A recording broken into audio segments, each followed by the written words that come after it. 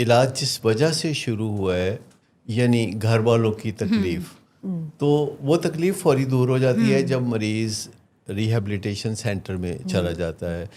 اور اب مریض کو برا لگ رہا ہوتا ہے، وہ نشے کے بغیر اس کو کریونگ بھی بہت زیادہ ہو رہی ہوتی ہے، اور اسے کچھ ایسی تکلیفوں کا سامنا ہوتا ہے جو کہ وہ صحیح طریقے سے بیان نہیں کر سکتا.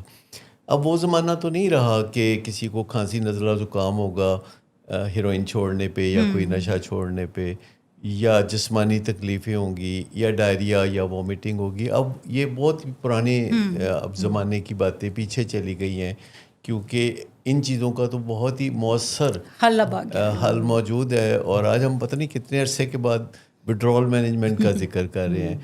لیکن اصل مسئلہ ہوتا ہے مریض کی نفسیات پہ کام کرنا، کیونکہ مریض جو ہے وہ ایک طرح سے بڑا سرکاری مہمان بن کے اپنے گھر میں رہ رہا ہوتا ہے، بڑے پروٹوکول کے ساتھ. تھوڑی کچ کچ تو چل رہی ہوتی ہے گھر میں، لیکن بائی اینڈ لارج وہ جو ہے بڑے مزے کی زندگی گزار رہا ہوتا ہے کہ کوئی بھی تکلیفیں ہو تو گھر والے بھاگ دوڑ کر کے تکلیفیں دور کر دیتے ہیں. گھر والوں کا سونا جاگنا، گھر والوں کا پروگرام، ہر چیز جو ہے وہ اس طرح ترتیب پاتا ہے کہ مریض کی سہولت کو دیکھا جائے گا.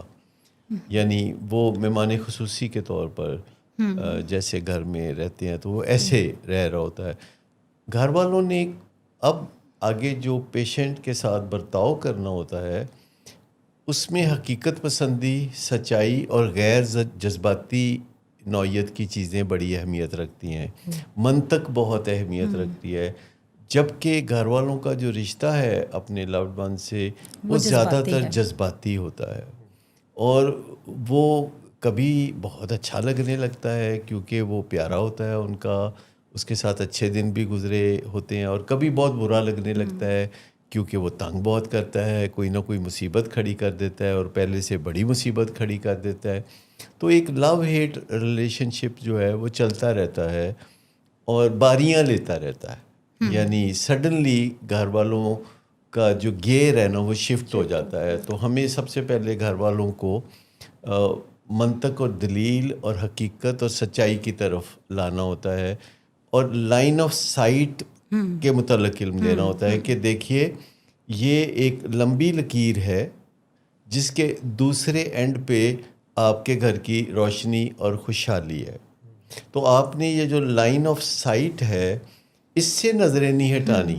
یعنی آپ کو دور ٹنل کے اندر روشنی نظر آتی رہے، لیکن جو رستے کے مراحل ہیں ان کو آپ نظر انداز نہیں کر سکتے. یعنی جو سفر آپ نے کرائسس سے شروع کیا ہے اب آپ اس کو کسی گول کے اندر ڈھال لیں، کسی منصوبے کے اندر ڈھال لیں، تاکہ پھر آپ گریجولی اس کو اچیو کرنے کی طرف جا سکیں. اس میں آپ وقفہ لے سکتے ہیں لیکن مقصد پیچھے نہیں ہٹے گا.